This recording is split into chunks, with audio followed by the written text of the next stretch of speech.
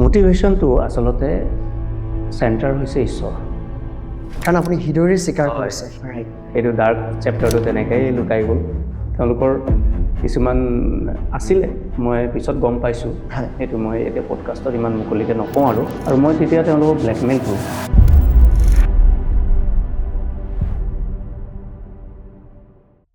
আপুনি সেই সময়খিনিত গম পাইছিল নিজেই যে মই ভাল সিদ্ধান্ত লৈছোঁ আৰু ঈশ্বৰৰ পথত মই লৈছোঁ। আপুনি বেলেগ বহু যিবোৰ ডেকা লোক বা যিটো হেৰাই যায় আজিৰ সমাজত, ড্ৰাগছ এডিক্টেড, এলকহল এডিক্টেড, বেয়া বস্তু খোৱাত আসক্তি হয়, সেই আসক্তিত আপুনি যোৱা নাছিলে। কিন্তু আপুনি ঈশ্বৰৰ পথত চলিব পৰাকৈ এটি পথ পালে, আৰু সেই পথটো যেতিয়া আপোনাৰ আত্মাত কাৰ্য কৰিব আৰম্ভ কৰিলে, সেই সময়খিনিত চাগে আপোনাৰ নিজেই নম্ৰতা হৈ পৰিছে। ইয়াতে এটা শুধৰণি মই কৈ দিওঁ, দৰ্শকসকলে ক'ৰবাত হয়তো মোৰ সেই সময়ৰ মোৰ ডাৰ্ক লাইফটোৰ, মোৰ যিটো পাৰ্চনেল চিক্ৰেট লাইফ আছিলে, সেই লাইফটোৰ বন্ধুবৰ্গ কিছুমান আছিল। আৰু তেওঁলোকে যদি বাই চান্স এই ভিডিঅ'টো দেখা পায়, তেতিয়া তেওঁলোকৰ আগত মই মিছা মতা হ'ব যে মই মদ্যপান কৰা নাছিলোঁ বুলি যদি কওঁ। আমাৰ এটা গ্ৰুপ আছিল, কোনেও নাজানে, সেইটো একদম ৰেপুটেড গ্ৰুপ। তাত মানে সমাজৰ মানে চবে ভাল মানুহকেইজনে আছোঁ, আৰু তাৰ মাজত মই চবতকৈ কনিষ্ঠ, আটাইতকৈ কম বয়সৰ, আৰু আমি ৰেগুলাৰ মদ্যপান কৰিছিলোঁ। আৰু মানে তেনেকুৱা এটা জীৱন মোৰ আছিল, নোহোৱা নহয়, যেতিয়া মই যীচুক পোৱা নাছিল। কিন্তু যীচুক পোৱাৰ পাছত সেইটো চিক্ৰেটলিয়ে নোহোৱা হৈ গ'ল আৰু মোৰ পৰা। সেইটো ডাৰ্ক চেপ্টাৰটো তেনেকৈ লুকাই গ'ল, ঢাক খাই গ'ল। কিন্তু সেই সময়ৰ যিসকল মোৰ বন্ধুবৰ্গ, তেওঁবিলাকে জানে যে মই তেওঁলোকৰ লগত তেনেকুৱা ধৰণৰে সৈতে এটা জীৱন আছিলে মোৰ, আৰু সেইকাৰণে তেওঁলোকৰ কাৰণে মই এইটো স্পষ্ট কৰি দিলোঁ যে সেই জীৱনটো যীশুখ্ৰীষ্টক পোৱাৰ পাছত সলনি হ'ল। সেইটো সলনি হৈ গ'ল, আৰু ঈশ্বৰক ধন্যবাদ দিওঁ যে তাৰ পৰা মই ওলাই আহিব পাৰিলোঁ এই বেয়া অভ্যাসবিলাকৰ পৰা। আৰু যদি আমি চাওঁ যে আপুনি ভাল কথা এটা মেনশ্যন কৰিছে বা উল্লেখ কৰিছে যে সেই যিকেইজন ব্যক্তিয়ে আপোনাক সুধিছিল, সেই সময়খিনি আপুনি এটা ভাল মেছেজ দিলে, আমি সকলোৱে বুজিব চেষ্টা কৰোঁ যে ঈশ্বৰৰ প্ৰভু যীশুৰ প্ৰেম আৰু ক্ষমা, সেইটোৱে আমি খ্ৰীষ্টীয়ৰ ব্যক্তিগত জীৱনত আমি প্ৰতিজন ব্যক্তিয়ে ব্যৱহাৰ কৰাটো দৈনন্দিন জীৱনত অতি প্ৰয়োজনীয়তা আছে। এই অতি ব্যক্তিগত জীৱনেই নহয়, পৰিয়ালগত আৰু সমাজতো আমি প্ৰয়োজনীয়তা আছে। চ' যেতিয়া আপোনাৰ সেই ইমানখিনি তাৰণা বা কষ্ট পোৱাৰ পিছতো আপুনি নম্ৰ হৈ থাকিলে, তাৰ পিছত কেনেকৈ আপুনি যে হয় মই যীচুক সম্পূৰ্ণৰূপে মই শৰণ ল'ম বুলি আপোনাৰ মনলৈ আহিল তেতিয়া? মই 96 চনত যেতিয়া মোৰ মনৰ এইখিনি ঘটনাবিলাক ঘটিল, আৰু তাৰ পাছতে মই সম্পূৰ্ণৰূপে যীশুৰ অনুগামী হ'ম বুলি সিদ্ধান্ত কৰিলোৱেই তেতিয়া মই সেই ব্যক্তিজনৰ ওচৰত চাপিলোঁ, যিজন ব্যক্তিয়ে মোক যীশুখ্ৰীষ্টৰ বিষয়ে কৈছিল। আৰু তেওঁক মই ক'লোঁ, আৰু তেওঁ প্ৰথম অৱস্থাত ঠিক আছে বুলি তেওঁ মোক সহায় কৰিম বুলি ক'লে। কিন্তু পাছলৈ তেওঁ আৰু তেওঁৰ কিছুমান তেওঁৰ লগৰীয়া হ'ব পাৰে বা তেওঁৰ যিসকল ব্যক্তি তেওঁৰ লগত থাকে, তেওঁলোকে চিন্তা চৰ্চা কি কৰিলে মই নাজানো, কিন্তু তেওঁলোকে মোক নহ'ব বুলি ক'লে।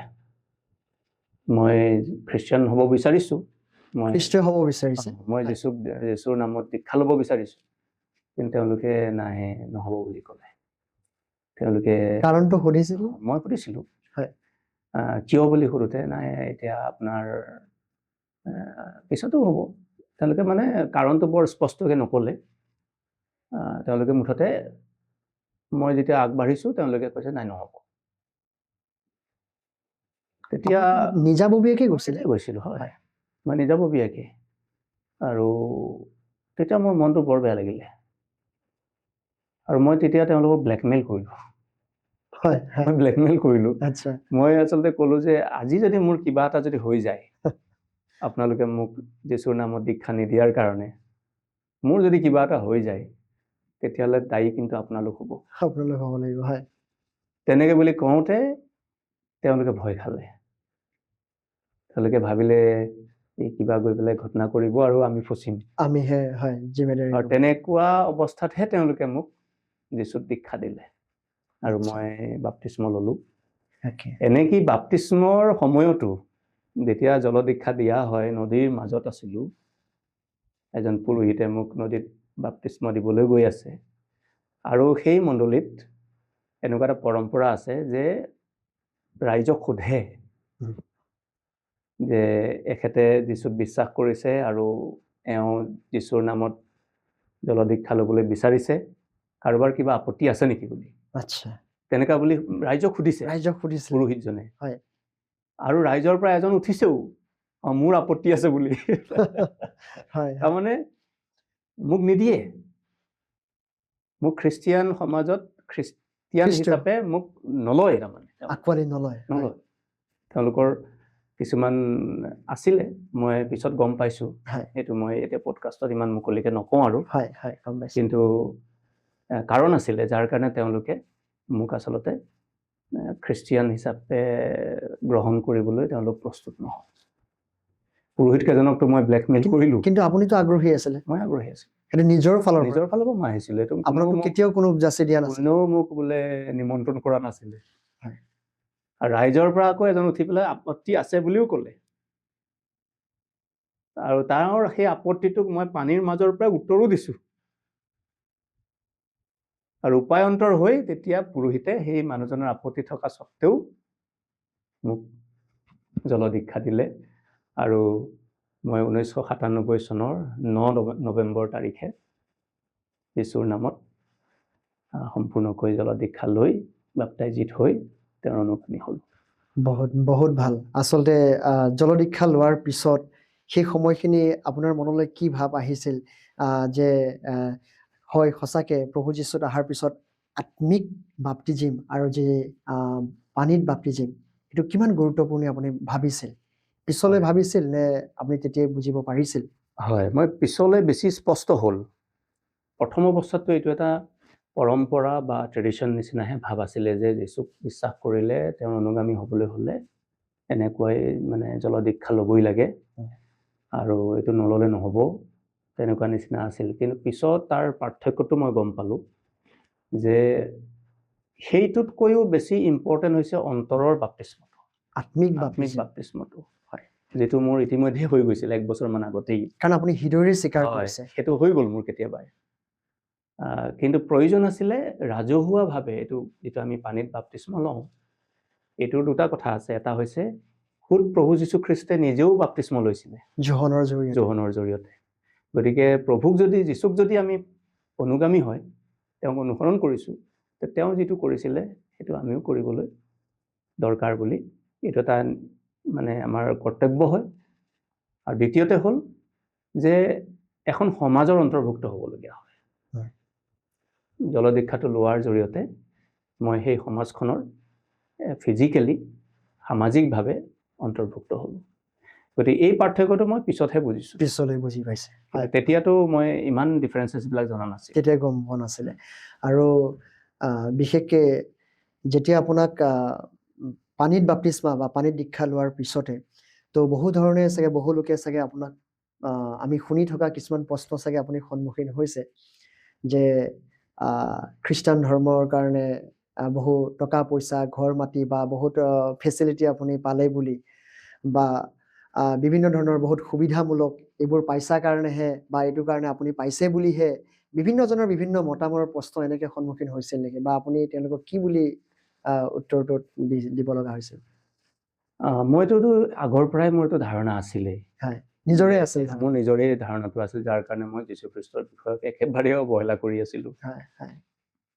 কিন্তু মই দেখিলোঁ আমাৰ বহুত ধাৰণাবিলাক আচলতে প্ৰেক্টিকেলি সঁচা নহয়। আমি আগৰ যিবিলাক ধাৰণা আছিল, যেনেকে এটা যেনিবা ধৰিলোঁ এইটো গৰু খোৱা ধৰ্ম বুলি কয়। হয়, হয়, বহুত শুনিবলৈ পোৱা যায়। মই দেখিছোঁ খ্ৰীষ্টিয়ান সমাজতো মাছ মাংস কণী পৰ্যন্ত নোখোৱা মানুহ আছে। আমি দেখিছোঁ, পাইছোঁ। গতিকে খোৱা বোৱাটো যে বাধ্যতামূলক নহয়, এইটো মই পিছত আহি পেলাই গম পাইছোঁ, কিন্তু প্ৰথমতেতো মোৰো ধাৰণা আছিলে তেনেকুৱা। আৰু এই আমেৰিকাৰ পৰা পইচা আহে আৰু খ্ৰীষ্টিয়ান হ'লে পইচা দিয়ে, এইটো ধাৰণা মোৰ আগতে মোৰো আছিলে। কিন্তু মই নিজে যেতিয়া যীচুক পালোঁ, তেতিয়াতো মই তেনেকুৱা কাৰোৰ পৰা একো তেনেকুৱা দেখাও নাই, আৰু মোৰ কোনেও মোক কোৱাও নাই কেতিয়াও। বৰং মোকতো আচলতে খ্ৰীষ্টান হোৱাত বাধাহে দি আছিলে খ্ৰীষ্টান সমাজৰ মানুহে। গতিকে মোক কিয় দিব আৰু মই যিটো পৰিয়ালত ডাঙৰ দীঘল হৈছিলোঁ, অকণমান মই আকৌ বেক যোৱা নিচিনা হ'ব, যিটো পৰিয়ালত ডাঙৰ দীঘল হৈছিলোঁ সেইটো বিৰাট ধাৰ্মিক পৰিয়াল। মোৰ মা দেউতা, মোৰ খুৰা খুৰী, যিমান পৰিয়াল আছে সাংঘাতিক ধাৰ্মিক পৰিয়াল। আৰু চিৰিয়াছ, এইটো কিবা ব্যৱসায়ৰ কাৰণে কৰা তেনেকুৱা ধৰণৰ বা কিবা এটা মানুহক দেখুৱাই কৰা তেনেকুৱা নহয়। বৰ ভক্ত, বিৰাট সাংঘাতিক ভক্তি তেওঁলোক। গতিকে সেইটো চাই চাই মই ডাঙৰ হৈছোঁ। গতিকে ঈশ্বৰৰ বিষয়টোক, আধ্যাত্মিক বিষয়টোক টকা পইচাৰ লেনদেনৰ বিষয় বুলি আমি সপোনতো ভাবিব নোৱাৰোঁ। মানে আমি নিজেতো কেতিয়াও ভাবিব নোৱাৰোঁ যে মোক কোনোবাই পইচা দিব আৰু মই ধৰ্ম সলনি কৰিম, বা মোক পইচা দিব মই বেলেগ ধৰ্মলৈ যাম। এইটোতো একেবাৰে অতি নিজ কথা। কেতিয়াবা এনেকুৱা ব্যক্তিৰ পৰা পাইছিল নেকি? নাই, এতিয়াও তেনেকে ধৰণৰ কোনো মানুহৰ পৰা মই তেনেকে লোভ বা প্ৰলোভন দি আপোনাক ধৰ্মলৈ সলনি কৰিবৰ কাৰণে। এইটো একেবাৰে মোৰ সন্মুখত, মোৰ অভিজ্ঞতাত এইটো একেবাৰেই মানে নিমিলা কথা। সঁচাকৈ নিমিলা কথা। আৰু মানে এইটো মইতো নিজেই যিহেতু আছিলোঁ এইটো ধাৰণাত আগতে, গতিকে পিছত মোৰ ক্লিয়াৰ হৈ গ'ল যে মই কিমান ভুল ধাৰণা এটা লৈ ইমান পবিত্ৰ এটা বিশ্বাস, পবিত্ৰ ঈশ্বৰৰ বিষয়ে ইমান গৌণ চিন্তা কৰি আছিলোঁ, ইমান নিজ চিন্তা কৰি আছিলোঁ যে এই টকা পইচাৰ লেনদেনৰ কাৰণেহে মানুহে ধৰ্ম লয় বুলি। পিছতে মই নিজকে আফচোচ লাগিছে যে আগতে ইমান বেয়া ভাবি আছিলোঁ মই। এতিয়াও বহুতে তেনেকে ভাবি থাকে। যেতিয়া বুজি পাব। নিশ্চয় নিশ্চয়। আপুনি যেতিয়া দীক্ষা লৈ যোৱাৰ পিছত সময়খিনিৰ পিছতে কেতিয়াবা আমি যীচুক নজনা লোকৰ ঘৰলৈ কেতিয়াবা গ'লে অসুচি বুলি কয়, বা সলনি হৈ গ'ল বুলি কয়, তো আপোনাক তেতিয়া আলাই আঠনি বা আপোনাক অকলশৰীয়া টাইপৰ ৰাখিছিল নেকি, বা এনেকুৱা কেতিয়াবা পাইছে নেকি? বা আছিলে, নোহোৱা নহয়। কিছুমান ঠাইত মানে আনকি মই এখন স্কুলত শিক্ষকতাও কৰিছিলোঁ। আৰু তেতিয়া আমি শিক্ষকসকলে দুপৰীয়া সময়ত চাহ খাওঁ। আৰু মোৰ চাহ খোৱা কাপটো কিছুদিনলৈকে যিজন হেডমাষ্টাৰ আছিলে তেখেতে ছেপাৰেট কৰি পৃথককৈ ৰাখিছিল।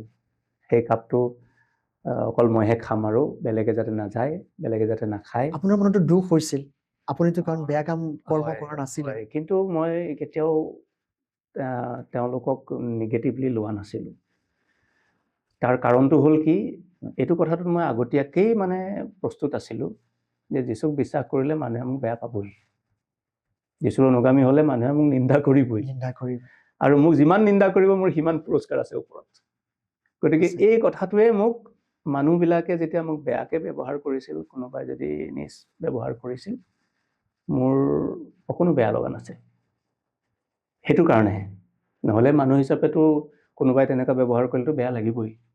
বৰঞ্চ চাগে তেওঁলোকৰ কাৰণে আপুনি প্ৰাৰ্থনাত সোঁৱৰণ কৰিছিল, কাৰণ তেওঁলোকে জনা নাছিলে। কিন্তু ঈশ্বৰে তেতিয়াও কাম কৰিছিলে। মই এইটো বৰ ইণ্টাৰেষ্টিং কথা কওঁ। তেনেকুৱাকে খুব বেছি এসপ্তাহমান গ'ল, মোৰ কাপটো ছেপাৰেট হৈ থাকিছিল, নো প্ৰব্লেম, একো নাই। সেই হেডমাষ্টাৰজনৰ এসপ্তাহমানৰ পাছতে তেওঁক দিলে নহয় কুকুৰে কামুৰি। এতিয়া কুকুৰে কামোৰা পিছত তেওঁৰ বাচন বৰ্তনটো ছেপাৰেট হৈ গ'ল নহয়। নিশ্চয় পৃথককে হৈ যাব। পিছত কি হৈ গ'ল, তেওঁৰ কাপটো বেলেগ হৈ গ'ল, মোৰ কাপটো বাকী হৈ গ'ল, শিক্ষকৰ লগত মিলি গ'ল। আচৰিত। এইটো এটা ঈশ্বৰৰ কাম, কাৰ্য। মানে কেনেকে মানে মইতো একো কৰা নাই। বহু লোকে বুজি নাপাব, কিন্তু ঈশ্বৰৰ দৃষ্টিত এইটো ঈশ্বৰে মিলাই দিছে কেনেকে। সঁচাকে এতিয়া যদি সেই শিক্ষকসকলৰ কোনোবাই যদি এই পডকাষ্টটো চাই আছে, সেই কথালৈ আপোনাৰ মনত পৰিব যে হয়তো এনেকুৱা এটা ঘটনা ঘটিছিল। অভিজ্ঞতা আপোনাৰ মুখেদি ভাল অভিজ্ঞতা পাইছে। সেইকাৰণে আমি কোনোবাই আমাক বেয়াকে ক'লো আমি তাৰ বেয়া প্ৰত্যুত্তৰ কেতিয়াও নিদিওঁ বা নেগেটিভ নাই ভবাৰ বেয়া পৰিচয় নাপাওঁ নাথাকে। আমি আমি ভালেহে তেওঁলোকক মৰমহে লাগে তেওঁলোকলৈ বেচেৰাকেইটা নাজানে কাৰণে জনা নাছে হয় এনেকুৱা ব্যৱহাৰ কৰিছে জানিলেতো চাগে আমাক ভালহে পালেহেঁতেন ভালেই পালে বিশেষকে বৰদা আমি যদি চাওঁ আপোনাৰ বিশ্বাস জীৱন যি যীশুৰ প্ৰতি ধৰ্মৰ প্ৰতি নহয় আৰু আমি দেখা পালো যে ক্ষমা আৰু প্ৰেমৰ বিষয়ৰ যি আদৰ্শটো আপুনি চলিব আৰম্ভ কৰিলে আপুনি নিজৰ নম্ৰতাটো চলিব আৰম্ভ কৰিলে প্ৰভু যীশুত আৰু আনে যদি আপোনাক বেয়াকে কৈছে অলপ আপোনাৰ পৰা আঁতৰি বা পৃথক ৰূপে থাকিব বিচাৰিছে তথাপিও আপুনি তেওঁলোকৰ প্ৰতি নেগেটিভ ভাৱ নিজৰ মনলৈ নাহিল কাৰণ সেইটো আপুনি ইতিমধ্যে পবিত্ৰ শাস্ত্ৰৰ পবিত্ৰ বাইবেলখনৰ প্ৰতিটো বাক্য অধ্যয়ন কৰি বুজিছিল যে আমাক নজনা ব্যক্তিসকলে যদি এই কিছু যিবোৰ নেগেটিভ কথাবোৰ কয় আমি তেওঁলোকলৈ বেয়াকে প্ৰত্যুত্তৰ দিব নালাগে সেই কথাখিনি আপুনি বুজি পালে আৰু সেইটোৱে আপুনি কৰি আছে আপুনি তেনেহ'লে প্ৰভু যীশুকে ঈশ্বৰ বুলি পিতৃ ঈশ্বৰ বুলি ভাবেনে বা পিতৃ ঈশ্বৰ বুলি বিশ্বাস কৰি লৈছিল নে এইটো এটা তত্ত্বমূলক কথা হয় যদি বাইবেলৰ আমি গোটেই বাইবেলখনৰ প্ৰথমটো অধ্যায়ৰ প্ৰথম পদটোত যদি অসমীয়া বাইবেলতো এটা শব্দ ব্যৱহাৰ কৰিছে ঈশ্বৰ ইংৰাজী বাইবেলতো গড শব্দ ব্যৱহাৰ কৰিছে কিন্তু যদি অৰিজিন বাইবেলৰ কথা যদি চাওঁ তেতিয়া তাত ইলোহিম শব্দটো ব্যৱহাৰ কৰা পাওঁ আৰু ইলোহিম শব্দটোত আচলতে অকল পিতৃ ঈশ্বৰ বুলি কথাটো নাই ঈশ্বৰত্বত তিনিটা ব্যক্তিত্ব আছে পিতৃ পুত্ৰ পবিত্ৰ আত্মা ইলোহিম বুলি যেতিয়া কোৱা হৈছে তেতিয়া তাৰ এই ট্ৰিনিটি বুলি যিটো শব্দটো আমি পিছত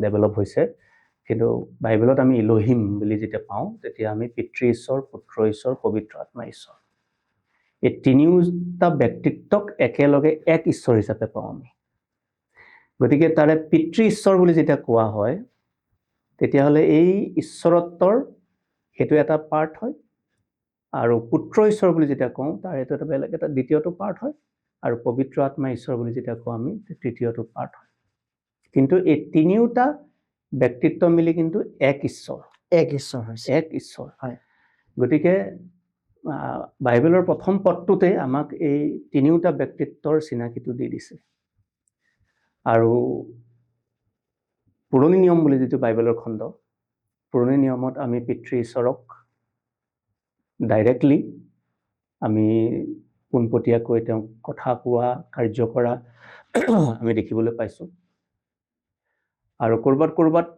ইভেন পুত্ৰ ঈশ্বৰ তেতিয়ালৈকে যীশু ৰূপ লৈ অহাই নাই তেওঁ পুত্ৰ ঈশ্বৰ তেওঁ বাক্য তেওঁ আদিতে বাক্য আছিল বুলি বাইবেলে আমাক কৈছে নহয় যোহন 1:1 তেওঁ বাক্য ৰূপত আছিলে আৰু সেই পুত্ৰ ঈশ্বৰ সেই বাক্য ঈশ্বৰ তেওঁ কেতিয়াবা মানে দূত বুলি কৈছে ঈশ্বৰৰ দূত বুলিও কৈছে ক'ৰবাত বাইবেলত তেনেকুৱা এটা ৰূপ লৈ পেলাই তেওঁ আহিছে কিন্তু তেতিয়ালৈকে তেওঁ মানুহ হিচাপে জন্ম হোৱা নাই কিন্তু নতুন নিয়মত আজিৰ পৰা 2000 বছৰ আগতে যেতিয়া মৰিয়ম নামৰ এগৰাকী কন্যাৰ গৰ্ভেৰে যেতিয়া যীশুখ্ৰীষ্টৰ জন্ম হ'ল তেতিয়া আমি এই পুত্ৰ ঈশ্বৰক মাংস ৰূপত পালোঁ তেওঁ সেই ইলোহিমতো আছিলে ঠিক ঈশ্বৰ আদিতেই আছিল সেইকাৰণে 2000 বছৰ আগতে যীশুখ্ৰীষ্টৰ আৰম্ভণি বুলি আমি নকওঁ যীশুখ্ৰীষ্ট আচলতে একদম অনাদি অনন্ত কালৰ পৰা আছে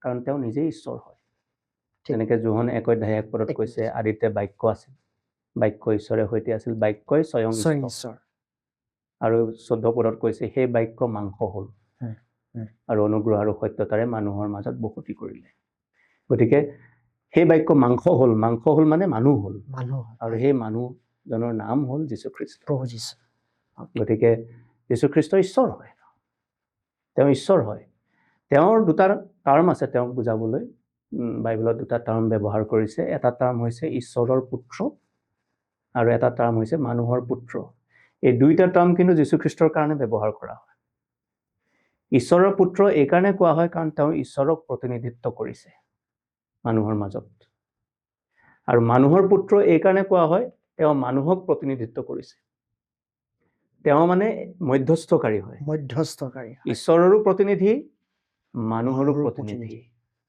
গতিকে সেইকাৰণে যীশুখ্ৰীষ্টক আমি 100% ঈশ্বৰ 100% মানুহ বুলি কওঁ আমি আচৰিত কথা তেওঁ পুৰণি নিয়মৰ পৰা অনাদি অনন্ত কালৰ পৰা তেওঁ ইলোহিমত পুত্ৰ ঈশ্বৰ বাক্য ৰূপত তেওঁ তেতিয়াৰ পৰাই আছিল আৰু নতুন নিয়মত তেওঁ মাংস ৰূপ ল'লে যীশুখ্ৰীষ্ট নামেৰে মানুহ হ'ল সেইকাৰণে ফিলিপিয়া 2 6-7 পদত বৰ ধুনীয়াকৈ 6-8 পদত বৰ ধুনীয়াকৈ কৈছে যে তেওঁ ঈশ্বৰৰ ৰূপ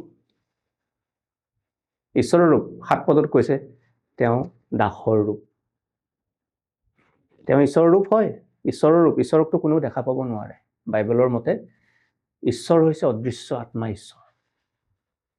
ঈশ্বৰত্বক কোনেও চকুৰে দেখা পাব নোৱাৰে শাৰীৰিক অৱয়ৱৰ কথা বাইবেলে আমাক শিকায় হয় কৰবাত আছে ঈশ্বৰৰ চকু ঈশ্বৰৰ হাত ঈশ্বৰৰ ভৰি এইবিলাক কথা কৈছে এইবিলাক আমি সেইটো ভাষা বুজি পাওঁ কাৰণে সেইবিলাক ভাষা ব্যৱহাৰ কৰা যায় আমাক বুজাবৰ কাৰণে কিন্তু প্ৰকৃততে কলচীয়া 1 অধ্যায়ত আমি স্পষ্টকৈ আমি পাওঁ যে ঈশ্বৰ হৈছে অদৃশ্য আত্মা ঈশ্বৰ গতিকে সেই অদৃশ্য আত্মা ঈশ্বৰ নতুন নিয়মত মাংস দেখি পোৱা চুব পৰা অৱস্থাত যীশুখ্ৰীষ্টত পোৱা গ'ল সেইকাৰণে যীশুখ্ৰীষ্টই কৈছিলে যে মোক দেখিলে পিতৃকে দেখিলে আচ্ছা গতিকে তেওঁ আৰু পিতৃ যিটো অদৃশ্য আত্মা ঈশ্বৰ তাৰ মাজত ডিফাৰেন্স মাত্ৰ এটাই মাত্ৰ যে তেওঁক চুব নোৱাৰে চাব নোৱাৰে মোক চুব পৰা হ'ল চাব পৰা হ'ল গতিকে তেওঁ 100% ঈশ্বৰ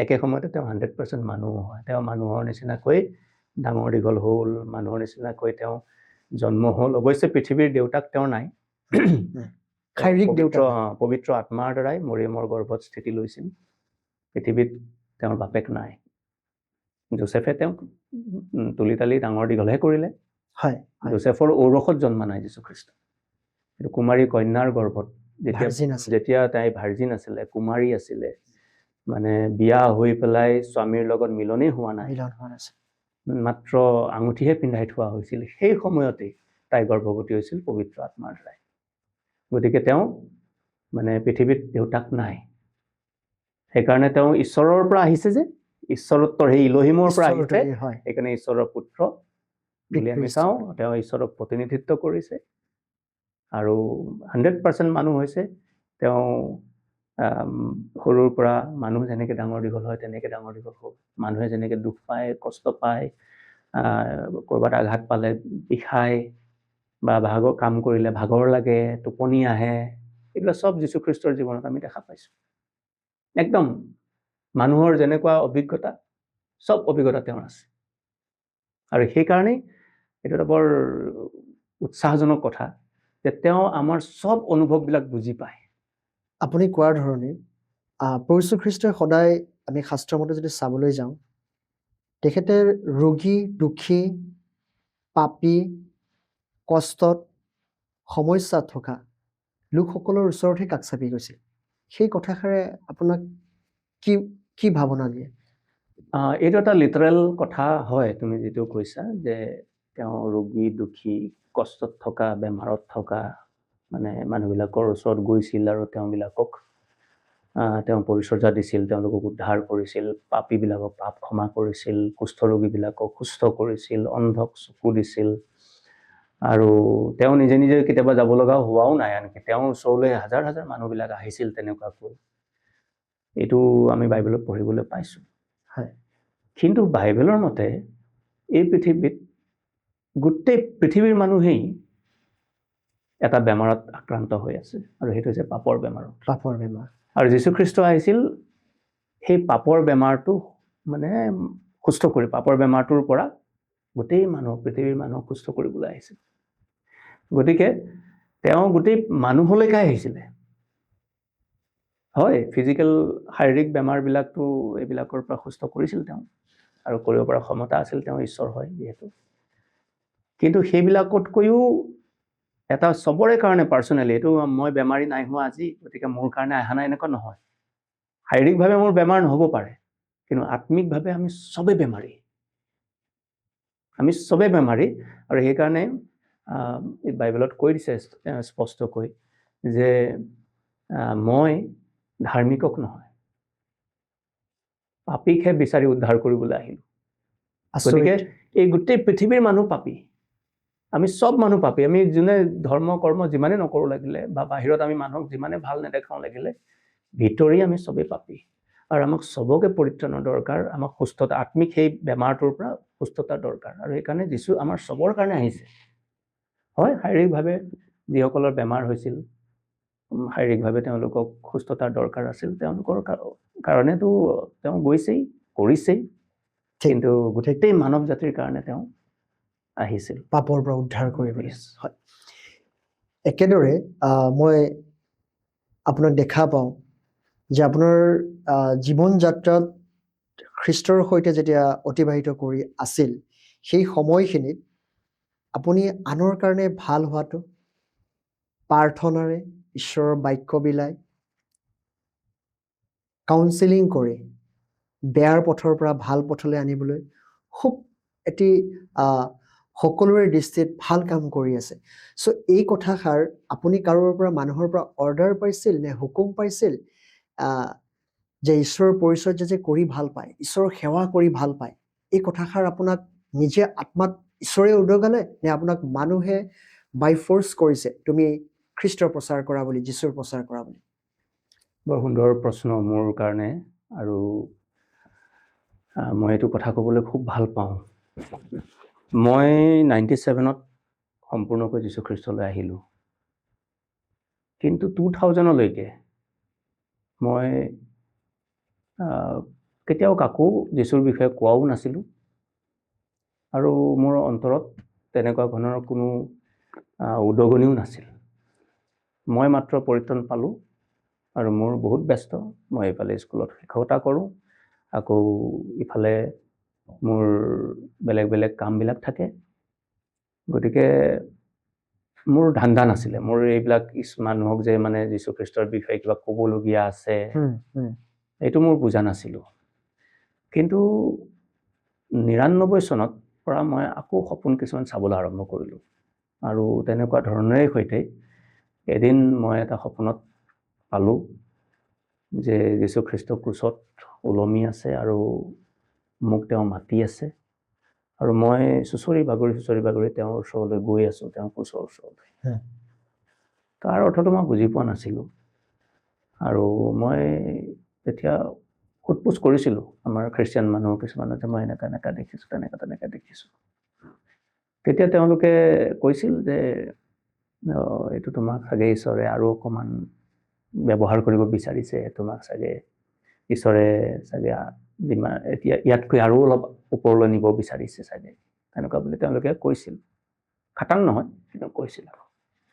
তাৰপিছত হঠাৎ মানে মই নাজানো কেনেকৈ হৈ গ'ল যে মোৰ ভিতৰি মোৰ এটা উৎসাহ আহিবলৈ ধৰিলে যে মই যিখিনি সময় এক্সট্ৰা পাওঁ সেইখিনি সময়ত মই যিটো পালোঁ, মই যিটো পৰিত্ৰাণ পালোঁ, সেইটো বিষয়টো মই বেলেগক অন্তত জনাব লাগে। তেওঁলোকে ল'ব লাগিব বা তেওঁলোকেও ইয়াক গ্ৰহণ কৰিব লাগিব বুলি কথা নহয়, কিন্তু মোৰ কৰ্তব্য হয় এইটো। পিছলৈ মই যেতিয়া বাইবেল পঢ়ি জানিব পাৰিম যে ঈশ্বৰে আমাক সৃষ্টি কৰিছে, যেনেকৈ এজন খেতিয়ক বা এজন মানুহে গছপুলি এটা ৰুৱে আৰু গছপুলিটো ৰুই কিবা এটা আশা কৰে, তাৰ পৰা ফল এটা আশা কৰে নিশ্চয়। ঠিক তেনেকৈ ঈশ্বৰেও আমাক সৃষ্টি কৰি তেওঁ আমাৰ পৰা আশা কৰে। সেইকাৰণে যিচয়া 43 অধ্যায় 7 পদত মই পঢ়িছোঁ, তাতে কৈছে যে ঈশ্বৰে আমাক সৃষ্টি কৰিলে, গঠন কৰিলে, নিৰ্মাণ কৰিলে। তাৰ লগতেই আছে কি উদ্দেশ্যটো, কিহৰ উদ্দেশ্যে?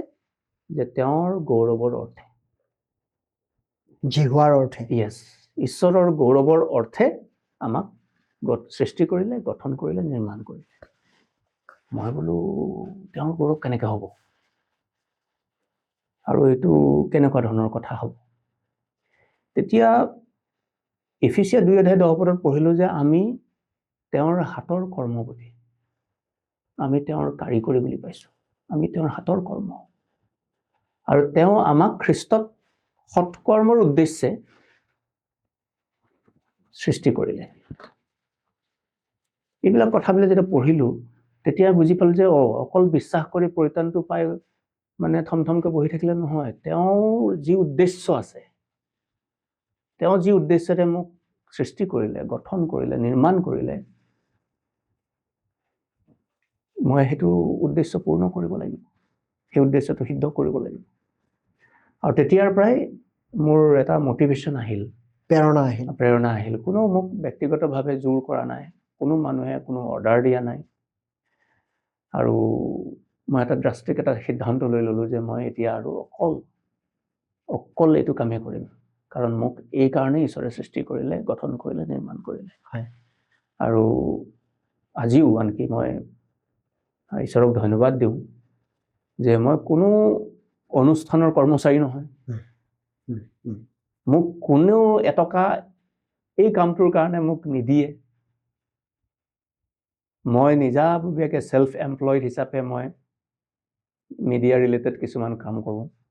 হয়, ইয়াতে মই সুধিব বিচাৰোঁ, হয়, আপুনি ঈশ্বৰৰ সেৱা কৰি ভাল পায়, কোনো ডাঙৰ এজন ব্যৱসায়িক নহয়, বিজনেছমেন নহয়, ডাঙৰ গভৰ্ণমেণ্ট চাকৰি কৰা নাই, বহুত সময়ত চাগে আপুনি কঠিন পৰিস্থিতি, যি টকাৰ অভাৱ সন্মুখীন হ'ব লগা হৈছে, আপুনি বহুত সময়ত নিজেই কষ্টত আছে, এইফালে আনেও কষ্টত আছে, আপোনাৰ পৰা সহায় বিচাৰিছে, কিন্তু আপোনাৰ মনটো সেই সময়ত কৈ আছে তেখেতক সহায় কৰিব পাৰিলে ভাল হয়, কিন্তু আপুনি সক্ষম হ'ব পৰা নাই। তো আৰ্থিকভাৱেও চাগে বহু সময়ত কষ্ট, আজিও মই দেখা পাওঁ আপুনি বহুত কষ্ট সংগ্ৰাম কৰে, কিন্তু প্ৰভুৰ বাণী বিলাই যোৱাত পিছ হুহুকি নাথাকে, প্ৰভুৰ বাক্য বিলোৱাত আগস্থান দিয়ে। আজি আপুনি এই ঈশ্বৰৰ সেৱা বাদ দি আপুনি ডাঙৰ ব্যৱসায় বা সকলো দিশত যাব পাৰিলে হয়, কিন্তু প্ৰভুৰ বাক্যৰ প্ৰতি বিলোৱাত ইমান ভাল ভাৱ কেনেকৈ আহিলে? তো মটিভেশ্যনটো আচলতে চেণ্টাৰ হৈছে ঈশ্বৰ। সঁচাকৈ আমাৰ জীৱনৰ আচলতে যদি চেণ্টাৰত ঈশ্বৰৰ বাহিৰে বেলেগ কিবা বস্তু থাকে, তেতিয়াহ'লে আমি নিৰাশ হ'ম। কাৰণ হয়, টকা পইচা আমাৰ চবকে প্ৰয়োজন আছে। আমিতো আৰু মানে প্ৰাৰ্থনা কৰিলেতো আকাশৰ পৰা চাউল নপৰিব, দালি নপৰিব, গতিকে দোকানৰ পৰা আনিবই লাগিব আৰু টকা পইচাৰ প্ৰয়োজন হয় তেনেকুৱা। কিন্তু ঈশ্বৰক ধন্যবাদ দিওঁ, মই আৰম্ভণিৰ পৰাই যেতিয়াই সিদ্ধান্তটো ল'লোঁ যে মই ঈশ্বৰৰ পৰিচৰ্যাহে কৰিম আৰু মই বেলেগ কাম আৰু নকৰোঁ, অকল মই ঈশ্বৰৰ কামহে কৰিম। আৰু সেই দিনাৰ পৰাই ঈশ্বৰে মোৰ প্ৰত্যেক দিনৰ প্ৰয়োজন পূৰণ কৰি আছে। হয়, বেলেগৰ নিচিনাকৈ লাহ বিলাহেৰে মই যিবিলাকৰ বহুত সময়ত মই অপ্ৰয়োজন বুলি ভাবোঁ, সেইবিলাক মই মানে কৰি ফুৰিব পৰা নাই আৰু দৰকাৰো নাই মোক। কিন্তু যিখিনি মোৰ প্ৰয়োজন ঈশ্বৰে আচৰিত ৰূপে কিবা নহয় কিবা মাধ্যমেৰে। কিন্তু মই দেখিছোঁ আপুনি বহুত সহজ সৰলতা আৰু চিম্পুল জীৱন যাপন কৰি থাকে। কিন্তু বহুতে ভাবে মোৰ বহুত টকা পইচা আছে বুলি। হয়, আৰু এই কনফিডেন্সটোৰ কাৰণেই ভাবে যে মই কেতিয়াও চিন্তাত নাথাকোঁ যে মই কি খাম, কাৰণ সেইটো ঈশ্বৰে চলাই আছে। ঈশ্বৰে দিম বুলি কৈছে। মথি 6:33 কৈছে, প্ৰথমে তুমি ঈশ্বৰৰ ৰাজ্য আৰু তেওঁৰ ধাৰ্মিকতা বিচাৰা, এই সকলো তোমাক দিয়া হ'ব। গতিকে এই বাক্যবিলাকৰ ভিত্তিতেই মোৰ সকলো ঈশ্বৰতে আছে। তেওঁ মোক যি দিয়ে সেইমতে মই চলি গৈ আছোঁ। আৰু আজিলৈকে ঈশ্বৰক ধন্যবাদ দিওঁ যে মই আফচোচ কৰিব লগা হোৱা নাই যে মই যীচুক বিশ্বাস কৰিলোঁ, মই দুখীয়া হ'লোঁ, বা মই যীচুক বিশ্বাস কৰি বা তেওঁৰ কাম কৰিবলৈ আহি মোৰ ঘৰ সংসাৰ নচলা হ'ল, এই আফচোচটো মোৰ জীৱনত নাই। আৰু মোৰ পৰিয়ালেও আনকি সদায় আমি এই কথাটো পাতি থাকোঁ যে এটা ৰিগ্ৰেট হ'বলগীয়া নাই যে আমি কিবা এটা অভাৱত আছোঁ, অনুতপ্ত হ'ব লগা হোৱা নাই, একো তেনেকুৱা ধৰণৰ অনুতাপ কৰিবলগীয়া নাই হোৱা। বৰং কেতিয়াবাতো ভাবোঁ যে আন বহুততকৈ চাগে আমি ভালকৈ আছোঁ। আৰু সেইটো ঈশ্বৰৰ অনুগ্ৰহ, এইটো ঈশ্বৰৰ অনুগ্ৰহ হয়। এইটো মই কেতিয়াও নকওঁ যে মই স্মাৰ্ট, মই বোলে বহুত ভাল কাম কৰোঁ আৰু বহুত বোলে মোৰ কিবা কিবি বুদ্ধি আছে, ধন আৰ্জাৰ বুদ্ধি আছে, তেনেকুৱা নাই।